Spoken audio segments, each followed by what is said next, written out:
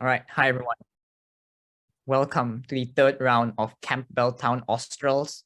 We are going to witness a great debate between UNSW 1 and Melbourne 1. I'll be chairing this round, and on the motion that as a developing country with a significant share of global rare earth minerals, we would adopt downstreaming and invite the first affirmative speaker to begin when you're ready. Here. Hi, sorry, I'll just set up my paper and then I'll be good to start.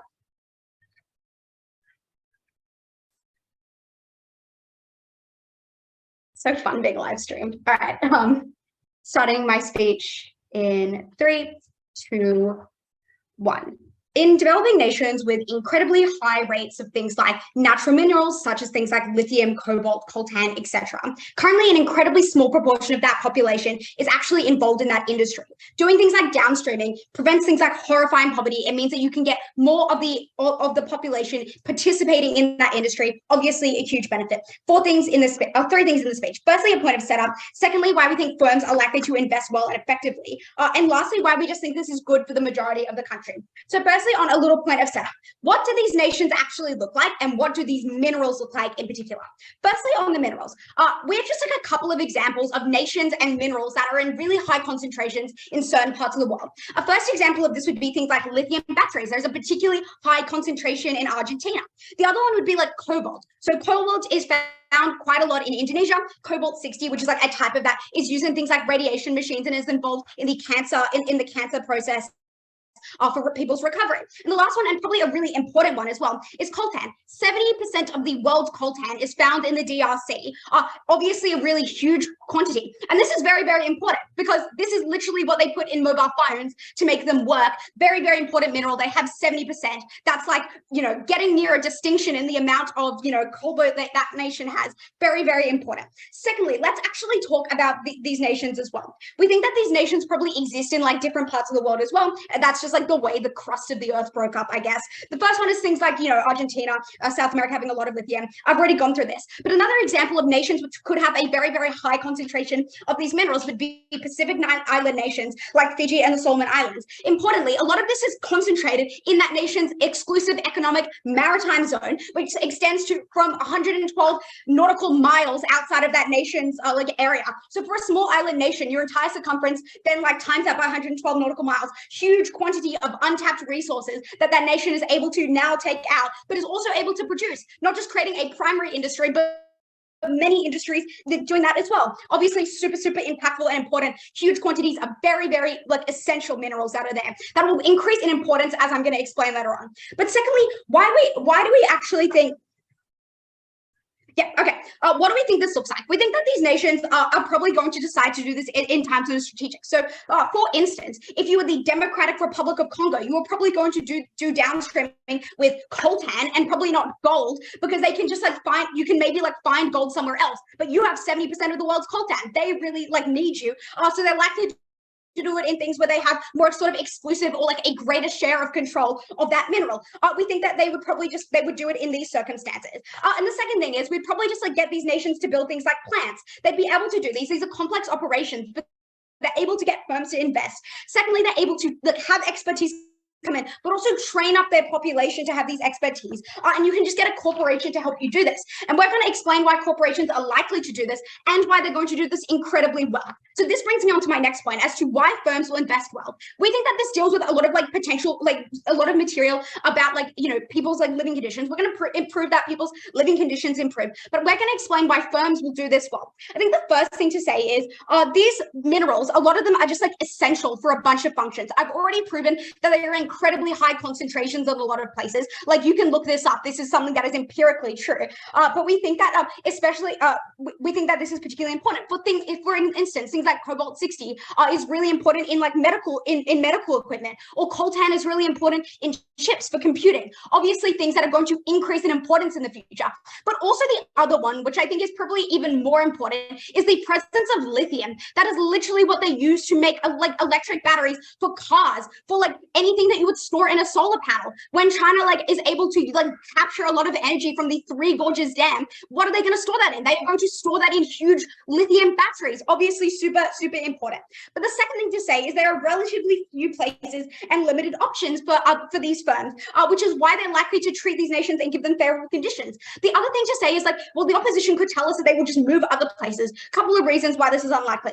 Firstly, sometimes places are just like far away and difficult to get to, especially with like marine transport. That's really difficult. Some canals are really small. They get, all the boats get trapped, and that's pretty unfortunate. And then the second thing is some nations also just have things like sanctions, and they don't have that option of that nation. So we think that when your options become smaller and these minerals are so essential to the function of literally millions of people's lives, we think that they are going to be treated with like favorable conditions. So what does this point actually do? It shows that firms are likely to go here. They're also incredibly having these products are very important. The second thing is they're likely to incur the setup costs, but also that it is going to be worth it in the long run. And note, companies actually don't have to spend even that much because their purchasing power in these nations is going to be comparatively good. And that's why we think they're likely to invest. But why do we think that they are going to invest particularly well? As I've already said, a lot of stores are things untapped. They're likely to give good deals to these nations because they have a huge quantity of minerals. They're likely to have a good supply going into the future. They're going to want to treat that country they're going to want to treat that country well. And then the second thing is there's also going to be a competition for things like, good rates or good loans or good things or good conditions, because there's going to be a huge amount of competition between the US and China. As I gave the example earlier, China has an incentive to have these batteries for things like industry, but also getting renewable energy. They built a whole the literal biggest dam that you can see from space in the world to do that. Obviously something that they would like to have and they would like to do. They want more of these materials. This is really important to the conditions of individuals in these nations. And there are competing factors. They're competing. Whichever country is able to give more favorable conditions, obviously that the nation that has the minerals is able to pick and choose there. But there's also likely to be a huge quantity of supervision, things like from the WTO giving checks as well. We think that also there is more consumer information as well. If you've ever tried to buy a piece of jewelry, there's more information as to what things were ethically produced and what things weren't. Think about this, but for cars or for any product that you bought with these minerals. Obviously, more information than ever for consumers. But lastly, why is this good for nations? And a little bit of framing here is a lot of the time, as is sort of characterized by the topic, sometimes people's lives in these nations are incredibly difficult. The first reason is there is a low GDP. So, sunset industries that are dying up, some of them have low populations. For instance, Fiji has a comparatively low population, geographic isolation, but also things like lacking capital, things like, no political or social or social capital to nationalize these industries. Other nations might have, this didn't happen. But secondly, on political corruption, I think the first thing to say is when you have that, it's difficult to utilize these minerals when you have the current corruption. But the second thing to say is when these nations are then manufacturing, you can literally not hide that corruption as well. It is far more difficult to do that. People get found out at greater frequency, or they're deterred from doing it at all. And then the last thing to say is this is far easier than nationalizing as well. We all saw how much the United States hate it when Venezuela nationalized. We think that this is a really good substitution from these nations. But importantly, why does this improve people's lives? Because primary industries, which they currently are, you probably need less than 10% of the population to do things like mining. What this topic actually does is now you've created an auto secondary industry, because now maybe in Argentina you'd be creating a battery, or in the DRC you'd be creating a chip. Importantly, what you've done then is create a secondary industry.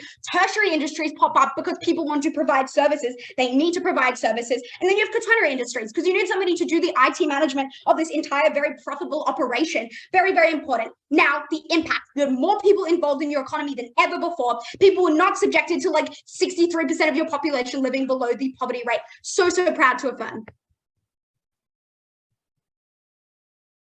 All right, I thank the first affirmative speaker for your speech. And now I invite the first negative speaker to begin when you're ready. Here.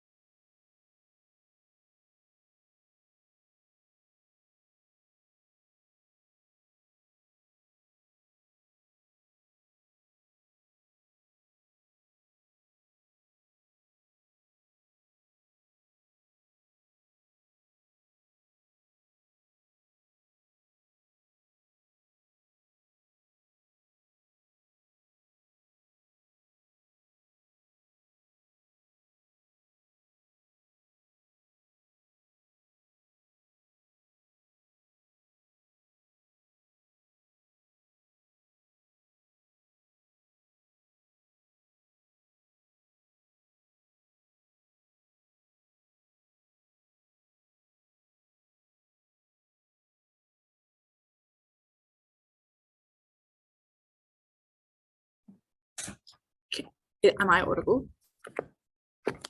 Yep, you're audible. Thank you.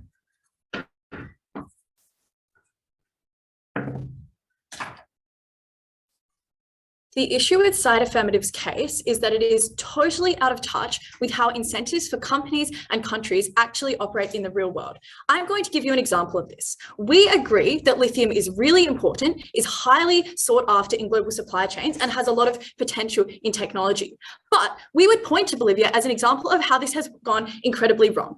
In Bolivia, when they tried to put restrictions on the mining and export of lithium for like environmental and indigenous cultural reasons, the CIA sponsored a coup there because Tesla and other American companies were losing so much money because of these restrictions that it was not viable for them to continue. And so instead, there was a significant political disruption. They evicted the indigenous socialist president from power who had been democratically elected and put a fascist in his place. That was terrible, but that was what happened when developing countries who were incredibly screwed over in the global marketplace actually tried to put in restrictions. We think that is an unfortunate but very true fact. Two pieces of extraneous response. Firstly, on the essentiality of these materials to corporations. We would say a couple of things. Firstly, don't buy what they tell you that materials only ever exist within one country. Note firstly that is highly unlikely because of the arbitrariness of borders, but also because consider Indonesia, which is considered one of the biggest players in nickel in the world, and who, the Economist the article that I think probably precipitated this topic was written about, but they only have 20% of the world's nickel resources. It is very, very unusual. Perhaps they tell you something about coltan, but I think that mobile phones do not exclusively and entirely rely on the Democratic Republic of Congo, so people can always go elsewhere. This is a really important thing to note for the rest of our case. But the second thing is that they suppose that companies are good economic actors. I think there's two things that can happen. Firstly, if you allow companies, if you create favorable opportunities for companies, that is, you have low wages, low environmental protections, they may come to your country and be happy to do downstreaming, but you are clearly losing out. There is a significant opportunity cost because you have had to lower your wages and had to lower worker protections and things like that because of, in order to make yourself economically appealing. But the alternative is that if you have any kind of reasonable limits on how much you can exploit workers and the environment, they either go elsewhere or they innovate technologically to use something else. Note that there are three kinds of batteries that are viable. It's not just lithium. This is true of many other things. Or they do a coup. They politically destabilize you and they change these rules. We think this is incredibly likely. So what do we support? Firstly, we support domestic production and use of these materials to the extent that it happens. Note this is different from downstreaming because downstreaming is locking in external companies to creating factories in your country. The second thing we support is exporting all surplus. We would note that this and then taxing the exports. We would note that this is the only path to development that has really worked in the last 50 years. Look at the Asian tigers, look at South Korea and Taiwan, which all did significant exports of their raw materials and then taxed that and used it to build infrastructure and invest in services. But lastly, we think that you should always push for maximum development, and that countries can look at examples of other previously well-developed countries in order to do this. The first point that we have tonight is why you incentivize political destabilization and things like coups.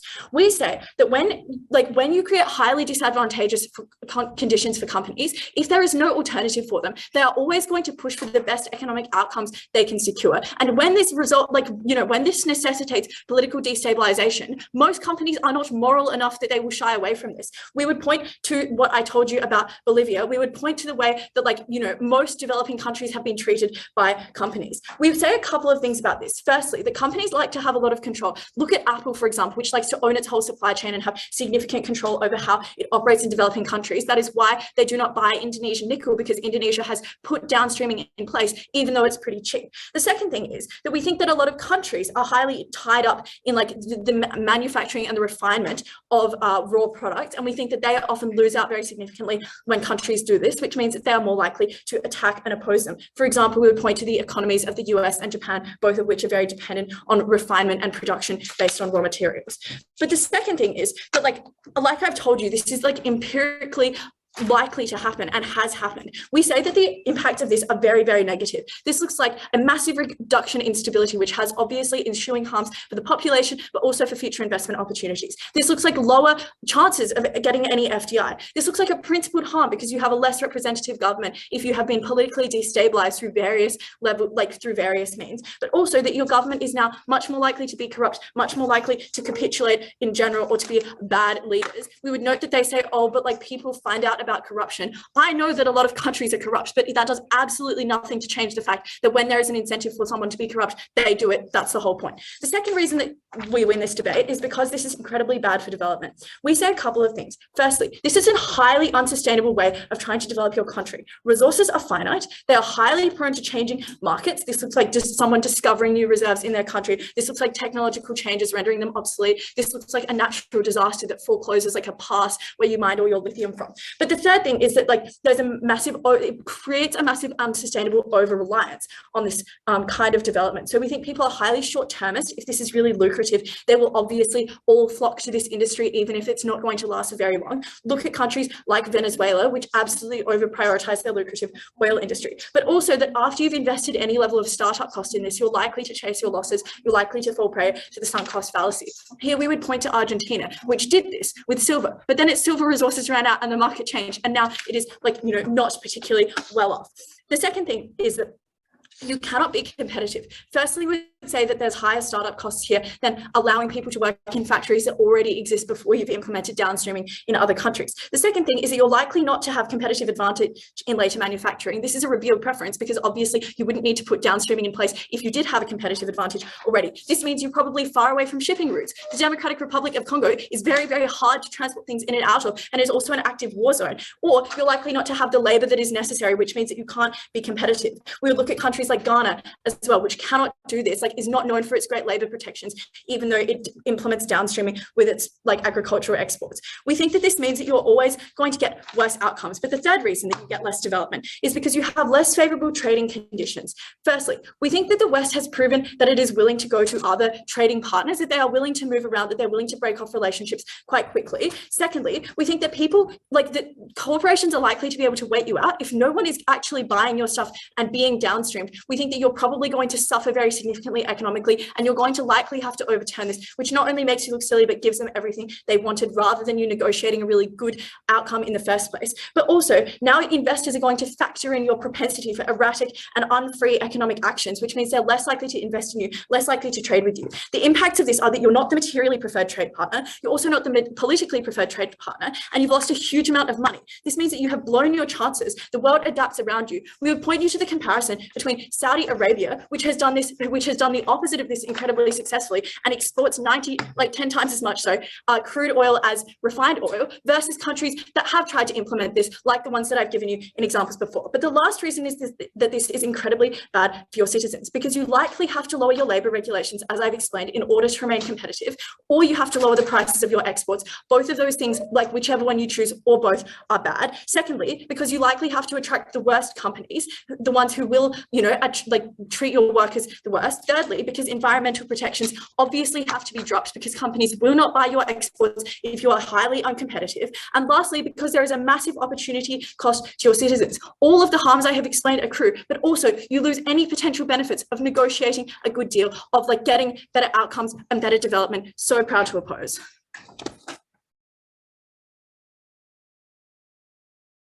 Right, I thank the first negative speaker for their speech, and now I invite the second affirmative speaker to begin when you're ready. Here.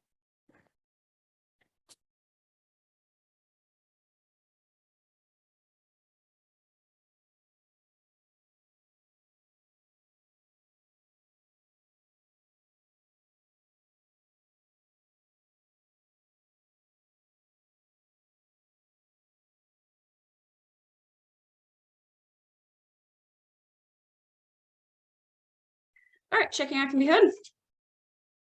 Yep, all good. Few remarks before I start this speech in earnest. The first is point out the obvious. Actually, hold on 1 second. Bennett, could you close that door? It is really, really distracting me. I underestimated how much the traffic outside was going to distract me, and then I started grading. Okay, sorry. Busy roads. Cool. I guess you know how many remarks I'm about to give. bit of an advantage. Two remarks before I start the speech in earnest. The first is to point out that there's a difference between restricting the kind of activity that a company can do. That is, they can no longer just buy and ship out or mine and ship out the kind of metals that we're talking about here, but that they actually have to manufacture it domestically and nationalizing an entire industry, which is what Olivia did, which is what got them good.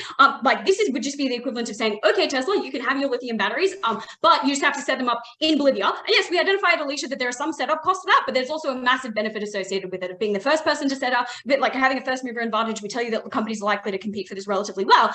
So that is a massive difference there. They cannot pull the, but the CIA exists card. Trust me, I've played that one many times. Doesn't work in this debate. The second is to note that silver, nickel, and oil, and indeed every other example that they point to of a country trying to do downstreaming and failing, did in fact fail. And I suspect, yes, inspired this topic because Indonesia did it and it's currently backfiring on them. The difference is Indonesia doesn't have a substantial amount of the world's nickel, nickel supplies. It does, however, have a substantial supply of the world's cobalt supplies, and is like the third largest confirmed reserves of cobalt. Nickel is not actually it's a heavy metal. It's like an earth element, but it is not like the rare earth metals or the rare earth minerals that we're talking about in this debate that we defined to you later. And the whole I guess like Saudi crude oil thing is just baffling because like the oil, while I guess particularly difficult to get right now, not particularly rare in the scheme of things. When we're talking about like a single country has 70% of the world's confirmed supply of a single mineral that needs to go in every single goddamn phone that you pick up on a day-to-day basis. That is the kind of monopoly, like the just, I guess, lottery of plate tectonics that we're talking about that these countries have won and are currently not exploiting, and they should be exploiting it, and that is something they should obviously do. Firstly, then, in the speech, why this would be done relatively well. Secondly, then, on the political stability and quality of life in these countries. Let's talk about why it would be done well. First, I would point to all the reasons that we give you to Aleisha as to why these downstreaming projects will be done relatively well. We tell you that there's enormous, very large deals like in permits like this, like setting up new manufacturing that operates in someone's exclusive economic zone, like deep sea mining, like all of this has relatively high levels of international media oversight, international trade oversight, and I guess like arbitration there. We tell you that there's likely to be competing corporations who get a first mover advantage into a lot of these confirmed stores. Specifically in like the South Pacific Islands, where you might be the first person or the first company to conduct sea mining to pull out those minerals that are on the seabed of, say, Fiji or say the Solomon Islands. Nobody has gone there before because the Fijian government lacks the startup capital, say, either nationalize those industries or to build a factory themselves. Now, and you might be the first person who can set up manufacturing and mining there as a package deal. That is obviously really good. The third thing we note is that there's obviously a US-China-based competition here, where a lot of the refining of, say, things like lithium occur in China, something that the United States and its allies kind of don't want to happen right now because lithium and lithium batteries are incredibly important. So to the extent that other minerals like cobalt, like coltan, like all the ones that Aleisha told you about, to the extent that we need even more of those in the future, you want those to be in your geopolitical hands and not the ones of your enemies or ones of yours in the hands of your allies. Fourth is they simply need it. Like, do not believe these guys when they say, it's not that important. The University of Wollongong tried to put together an alternative rechargeable battery to a lithium one, and it failed spectacularly. Yes, you can make batteries out of lots of stuff. That is to say, you can put things in your checked baggage on a plane and not have them explode because they don't have lithium in them, even though they have batteries. But you cannot make super effective at scale for things like renewable energy, rechargeable batteries without using a compound like lithium, without using cobalt, without using coltan. That you cannot do it. I don't know how else to prove scientific facts in this debate. Those exist. Compare that to the comparative, where these mineral deposits and these metal deposits are effectively just going to waste, right? Because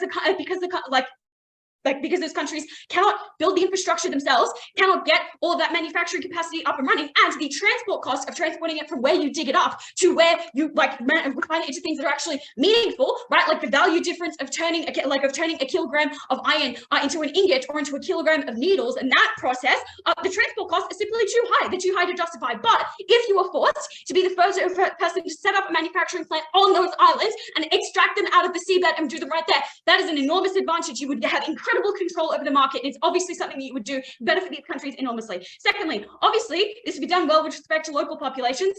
I would here urge you to be comparative. None of these countries have particularly good labor regulations. I would rather that people be abused labor regulations wise in not exclusively a mine or not exclusively be unemployed and not be exclusively starving and have some pathway to the development. Like, God damn, guys, these guys want to talk about foreign direct investment being the empirical way that people get themselves out of poverty. How do you think they got that foreign direct investment? They lowered their tax rates and they also dropped their labor regulations. Be comparative here. That is something either side of this debate has to cop. Two reasons that they'll obviously want to capitalize on local expertise and people. They don't want to have to convince people to move to Fiji or the Democratic Republic of Congo because lots of people who aren't from there do not want to live there, right? It's really it's really remote. It's away from their family. It's away from the rest of their life. So it's easier to upskill and train locals. The second reason is that they want to use their comparative labor cost advantage there. And note, countries that are currently doing enormous amounts of secondary level, I guess, like in secondary industry, industrialization and manufacturing are either China, who, as we say, many geopolitical actors do not want to continue to have a manufacturing monopoly on those kinds of things, or like actively trying to get out of them because they want to go to ternary and quaternary industries that will benefit their economies even more. So even better of a time to rope in a huge amount of this population. And yes, we know Democratic Republic of Congo, Fiji, Solomon Islands, not the highest population ever, but you know, you can pull in a few miners, you can train a few engineers, you can run a plant, you can manufacture this stuff there. It's obviously comparatively so much better. And with that comes all of the benefits of economies of scale, comes all the benefits of ternary and eventually quaternary industries that we tell you at Aleisha that lift people out of poverty. One of the greatest crimes against humanity that continues to take place right under our noses. To the extent that we deliver any kind of quality of life increase to these people is the instance in which we win this debate. Let's secondly talk about political stability and those living conditions. I'm going to give you two sets of reasons why we get better political stability on our side. The first is a general set of reasons about extraction exclusive countries. The second is specifically about this policy. Let's talk about the general reason. Countries that only do extraction tend towards corruption for a few reasons. You don't have to employ as many people in order to profit. Those people don't need to be particularly well educated, well fed, well skilled. You can send starving people into mines. You cannot send them into factories. You cannot send them into office buildings. There's a their standard of life increase that needs to be there in order to do that. Thirdly, though, is you can use an enormous amount of wealth that does not come from labor, but a natural resource that you can pay people incredibly little to nothing to dig up, to pay off the military, to subjugate the rest of your population, which is why historically we see that extraction-only countries tend to be the most despotic. That is really bad. You pretty much only need that military support there. These countries functionally need no real forms of education or upskilling, and they only need to build 2 roads in terms of their infrastructure. One going to the mine, one going to the port, and that's it. And that is the quality of life for hundreds of millions of people around the world that lives in these countries. And that's really bad. So it's not an accident that those countries tend to be despotic. The second set of specific reasons to do with this policy, that with this policy specifically would increase the political stability of these places. Take Argentina, for example, which, yes, tried to do this with silver. Don't do that. Do it with lithium instead, obviously, because that is the actual rare earth mineral. Take Argentina. The 23 provinces that are largely corrupt and largely competing with each other in Argentina control mining, like the raw extraction of that at a local level, and drive down the price of that raw metal out of that country because they are in constant competition with each other and are constantly being encouraged to compete with one another. Same thing happens with islands and their various exclusive economic zones, compete against each other. Compare that to our world, where you need enormous amounts of federalized regulation, federalized transport networks, and federalized upskilling programs that increases the stability of those countries. The other extremely obvious and intuitive reason is that if you have to set up a factory long-term in a country, you do not want to coup it. We want some consistency in who is going to be setting the regulations for your government. You can afford to coup countries when you only need those countries to dig shit up for you. You cannot coup countries when you need them to complexly manufacture them into chips like the Asian tigers used to export. It was not raw minerals, it was microchips, it was technology. That's what we want for these countries. That's what we want for this debate. Proud to affirm.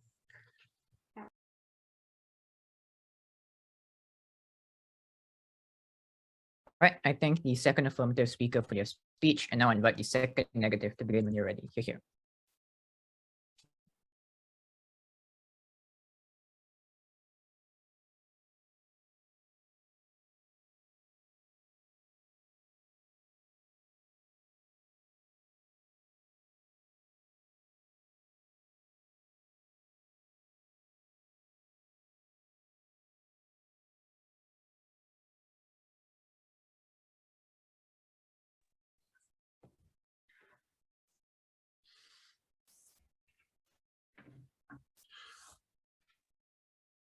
This team spends a lot of time at 2 ends of an argumentative thread without ever proving the mechanisms in between. They want to spend the brunt of material that has come out from the first 2 speakers, proving scientific truths, and they want to describe why it is good if a country develops. Unfortunately, gesturing to the bare fact of these materials being necessary and being important was never enough to show why companies would want to do it well. Gesturing to why companies, if they were to put in a factory, would want not to coup, would want to do specific things well, was not enough to show why they would prefer putting that factory in the first position instead of continuing to extract, instead of throwing coups, instead of doing preferential trading that you knew would be unsustainable for that small country because they relied on that export before they started downstreaming.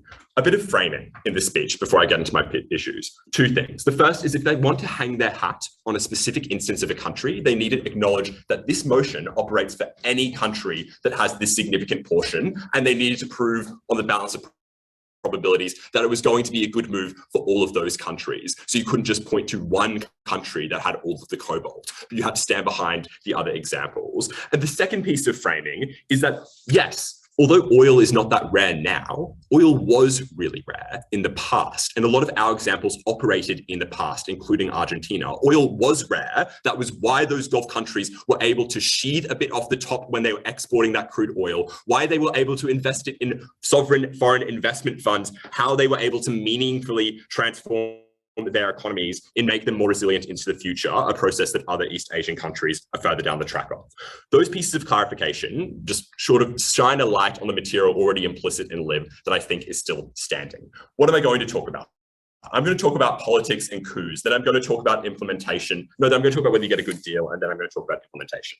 Politics and coups. We told you you had the incentive and capability to throw a coup. We gestured to Bolivia a few years ago. The responses that we get from Affirmative are twofold.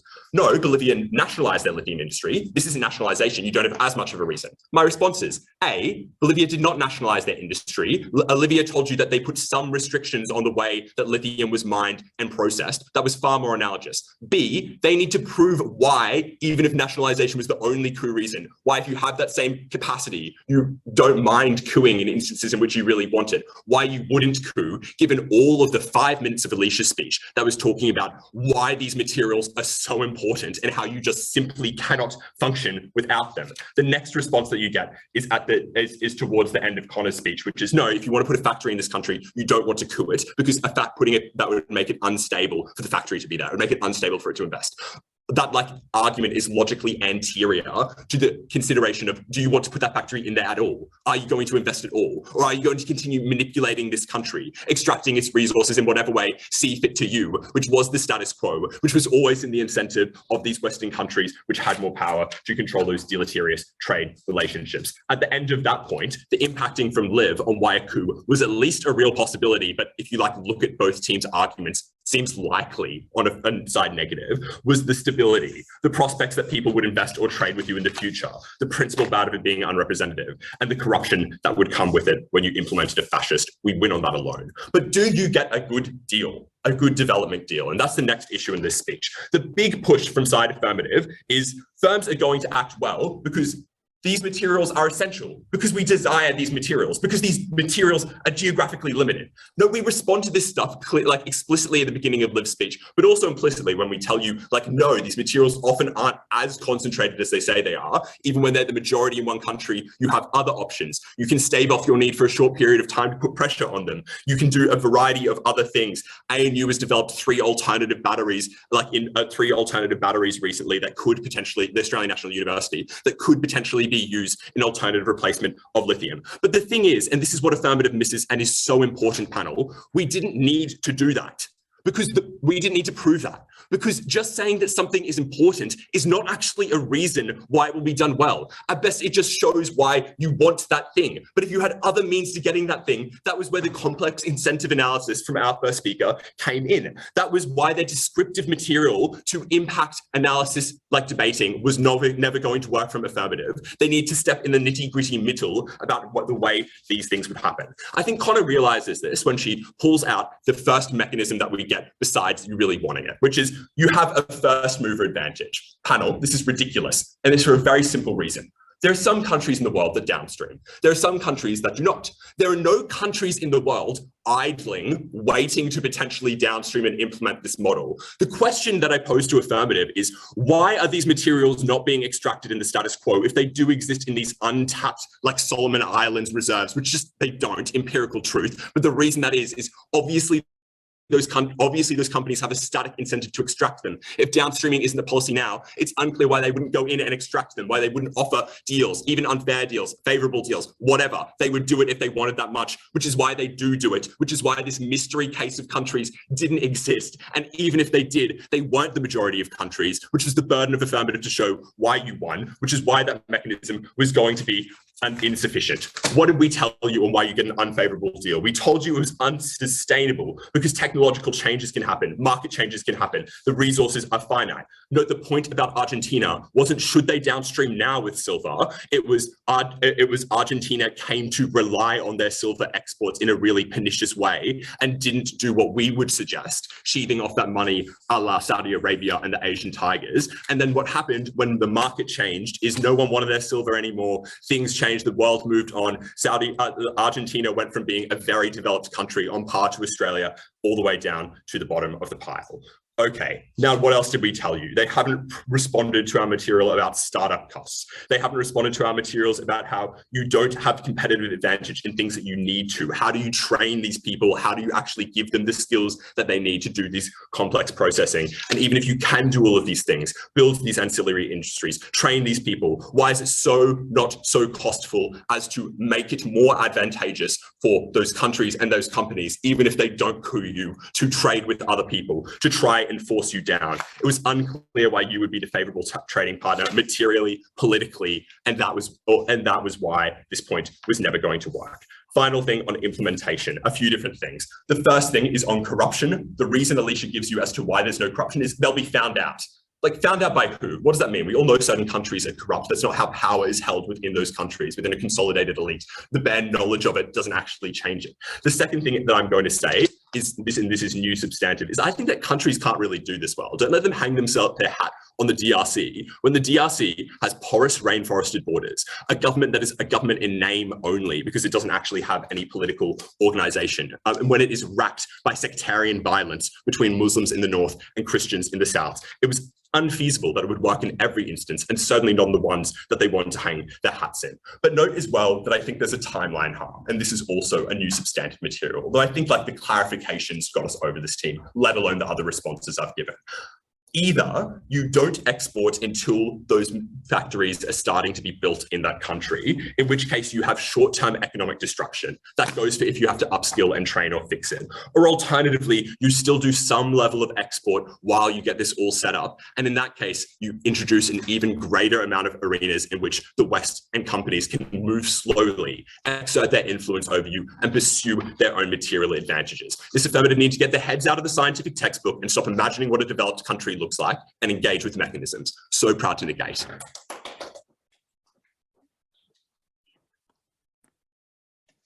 right, I think the second negative speaker for that speech, and now I invite the third affirmative to begin when they're ready. Here. I want you to imagine this.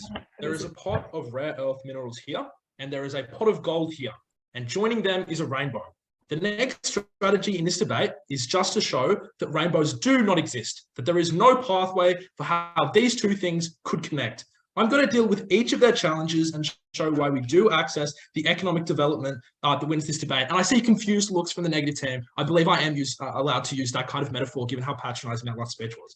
4 issues then. Firstly, will companies set up shop in these countries? Secondly, will this be done well and will it mitigate corruption? Thirdly, are the alternatives of selling on the open market better? And fourthly, will this be a good thing for development in the first place? Noting that those are the 4 challenges the negative team offered to us claiming our benefit. And if we disprove all of them, we have very conclusively demonstrated that we increase economic development in these countries and we get to that pot of gold. Firstly, will companies set up shop here?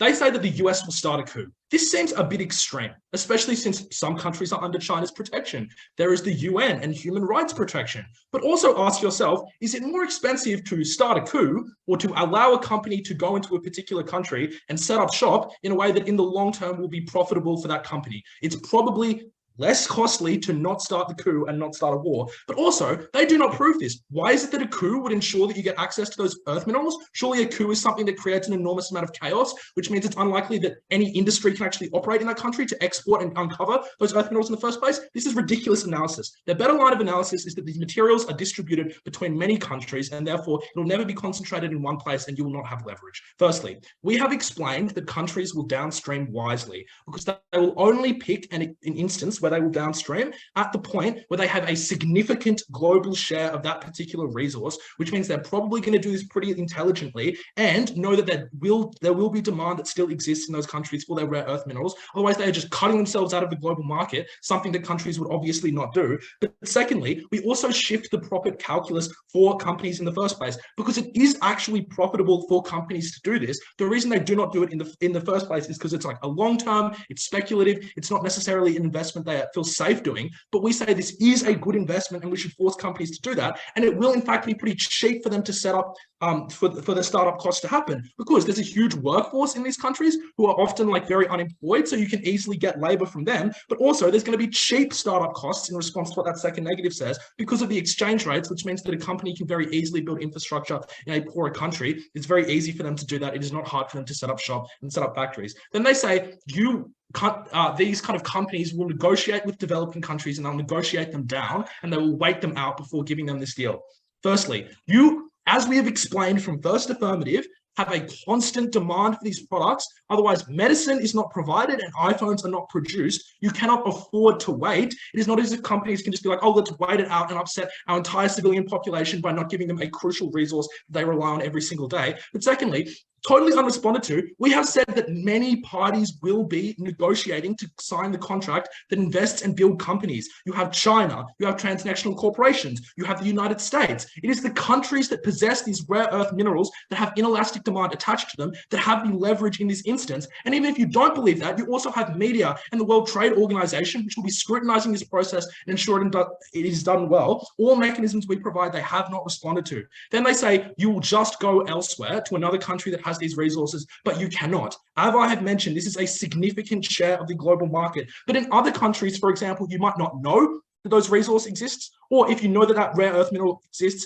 it exists buried beneath like kilometers of the earth, so it is incredibly expensive to excavate in the first place. It might also be far away from your particular country, and they say, oh, well, the countries we're talking about here are far away from everyone. Fiji is not far away from China, like Venezuela is not far away from the US. You pick countries that are close to you, and you negotiate with them because it's cheaper for the transportation costs to go to you. At this point, and also, even if you do not believe every of that, they are just unresponsive to our claim on how important this is. And just saying that we say it's scientific is not enough for them to claim it's unscientific. These are rare earth minerals. That is kind of the suggestion of the topic. I would suggest that companies will be forced to set up shop here. We have provided mechanisms if they would like it. And that is the first part of our case proven.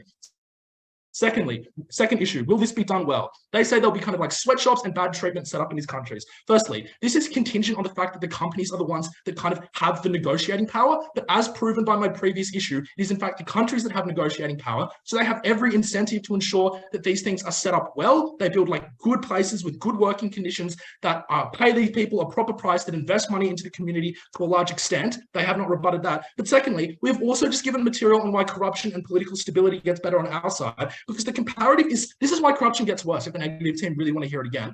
The comparative is them selling rare earth minerals, which is just like 5 government bureaucrats who control the entire exporting market of that particular country and can embezzle money with just shocking ease. What we're talking about is you necessarily must employ people who live in that particular country. You cannot employ like 100 miners and then just ship those resources away and never get them back. You have to develop and manufacture it, which means we employ more people and we get less corruption. That was all explained by Connor to no response. So secondly, this will also be done well. Companies will set up shop. It will be done well. And now, thirdly, what I will disprove why their alternative, which is just selling on the open market, is better. They provide the empirical example and just assertions throughout this of Saudi Arabia. Every single instance of colonization is an empirical example for us.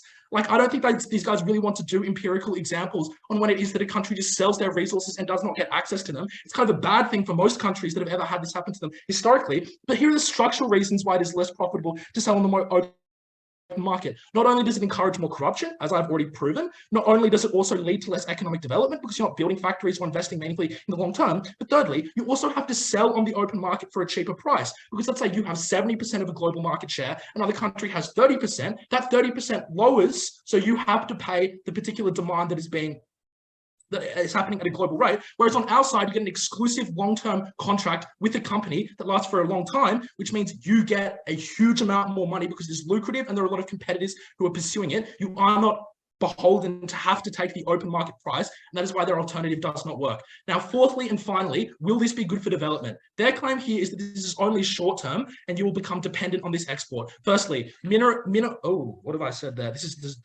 The light is not going in. Okay, the first thing I want to say is there are flow-on benefits, which is, it is not as if you just like build these factories and then nothing happens. The infrastructure that you build, that Connor talks about, developing primary, secondary, and tertiary industries that Aleisha talks about, the stimulating other economic industries and growth also happens. So it's not as if you just do this once and then it no longer happens. But secondly, you can also do this wisely. It's like unsustainable exports was things that happened in the past when developing countries did not have control over their own economy and could not guide the long-term trajectory. No reason given why developing countries will not do this wisely in the status quo when they are able to. So in the short, but also thirdly, if you believe that they'll become dependent on this and then suddenly the rug will be pulled out and they'll no longer have this rare earth mineral to support, you would just believe that medicine would dry up, like iPhones would no longer be able to be built because there are no longer any rare earth minerals, or the necessary substances we have for medicine would disappear. Clearly not. There's an abundance of these materials, but they are only concentrated in one place, and we think it is good when they access that. Then they say, well, maybe you relied on the export before downstreaming, and now you're like pulling that away. And I guess second negative talks about a time lag, but they never mechanized this, why this would actually take so long. You could transition extremely quickly. You could just inject money and build factories very quickly in the first place. Okay. Our benefit, our pot of gold, has been claimed. We have shown that developing countries will be able to develop, and we have shown that they will get factories and investment and more employment for their workforce. They had 4 challenges to that, none of which applied. They probably should have picked one and done more on it. For those reasons, very proud to affirm.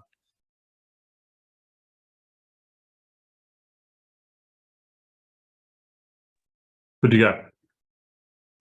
Yeah, cool. The job of an adjudicator in this debate is very simple. And the reason that is because you were asked to compare 2 worlds. You were asked to compare the worlds that we spent a lot of time discussing, a lot of time debating, the world that we're up on proving why it's harmful, their world. But you were also asked to compare the countermodel that Olivia gives you and fleshes out about what we would do in the alternative and the reasons that Olivia gives that I expand on why that would be beneficial. I will note at the beginning of the reply that this was uncontested. We had uncontested, unmitigated benefits in our world. They were never comparative to that. They never even tried to be, which is why we win this debate from the outset. But what was it about their world that became important in the substantive clashes in this debate? Because I thought that their world raised a lot of questions. The most damaging for them was how would countries and companies act? Because we had a lot of materials to suggest that they would act in their own interests, sans some controlling factor. They gave themselves 4 ways. The first is that they really, really want these materials, which we explain at Liv, me, and Sierra is simply insufficient and uncomparative. The second is a first mover piece of material from second, which I explain is not actually indicative of the real world because it raises questions as to why they would have been extracted. Third affirmative drops it, but Sierra doesn't when she gets out and extends the margin on that point. The third is, oh, it's actually economically good too. They just have other economic reasons why it's bad. For example, it's long-term and it's unsustainable and unsuitable from third affirmative. That was like a self-knife in the same sentence, but also it didn't engage with what Liv told you at the very beginning of her speech, which is that if that claim is true, that it is economically good, or even if it is not economically that bad, then you didn't need to ban exports. That's why this was being done in the instances in which companies really didn't want it, in which they were really not going to benefit. The final last gasp that you get from third affirmatives is, no, they're going to be in competition to get the best deal. Liv preempts this when she says some countries and companies will never do it. Apple, we implicitly respond when we say, oh no, there are obviously easier alternatives to competing to give amazing deals to these developing countries. And Sierra responds when she points out the difference between being forced in, between being a reluctant party, and between competing in the marketplace of economies, which would always, in fact, come down on you favoring your interests, which is why you believed our side of the house. But at the end of this point as well, we told you that it was in your capacity. We told you that it was in your incentive, and every piece of material that affirmative gave about why it was so important at third affirmative, why you wouldn't be able to function without it, was a reason why you had to coup.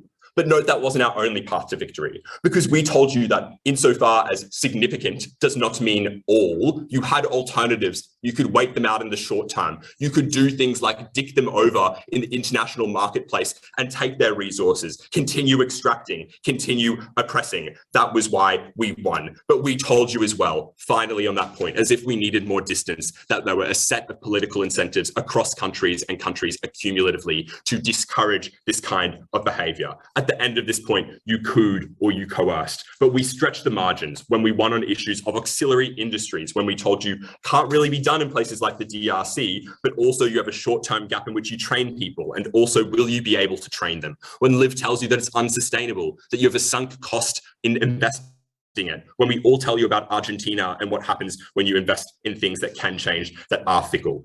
If you believe any of our material proceeding, we also won the point on regulation, because if it was slightly less comparatively advantaged for our side to work, for their side to work, then you had an incentive to push down those regulations. And Sierra comprehensively wins on corruption when she moves on from my response about ossification of corruption and tells you that the mechanisms and structures for corruptions pre-exist.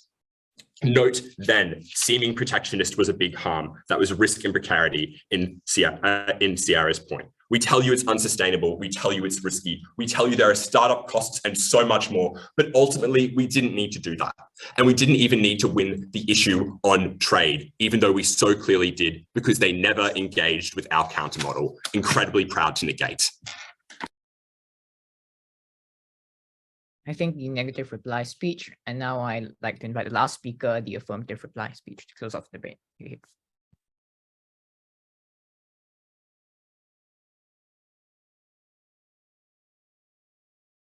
Cool, just making sure I can be heard.